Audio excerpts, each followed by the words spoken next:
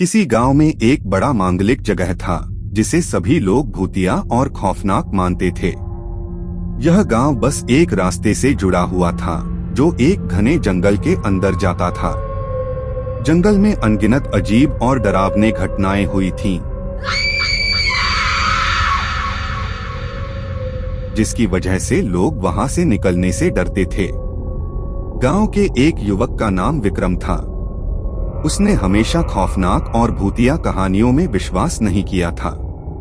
एक दिन उसे अपने दोस्तों के साथ एक मांगलिक जगह जाने की योजना बनाई गई। दोस्तों के चुंबकित करने पर वह तैयार हुआ और साथ निकल पड़ा। जब वे रास्ते से जंगल के अंदर पहुंचे तो उन्हें वहां की वातावरण से घबराहट हुई। घने जंगल, खास तौर से रात में, अजीब सी आवाजें सुनाई देने लगी।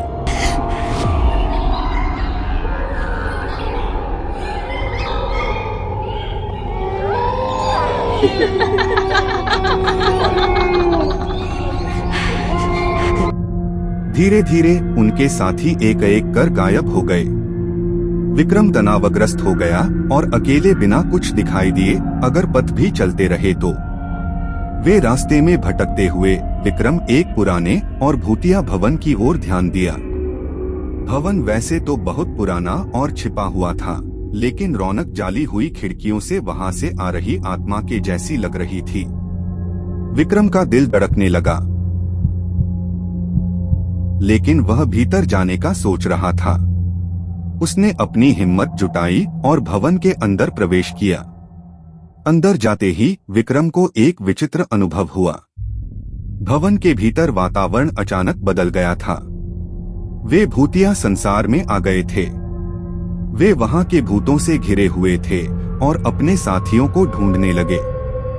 धीरे धीरे उन्हें भूतों की कहानियां समझ आईं और यह मालूम हुआ कि भूतों का भविष्य और उनके साथी के भूत होने का राज जानने के लिए उन्हें उस भवन में आना पड़ेगा। क्या विक्रम अपने साथियों को ढूंढ पाएगा? क्या उसे भूतों के संसार से बाहर निकलने का रास्ता मिलेगा? यह सब जानने के लिए आपको दूसरे भाग को सुनना होगा।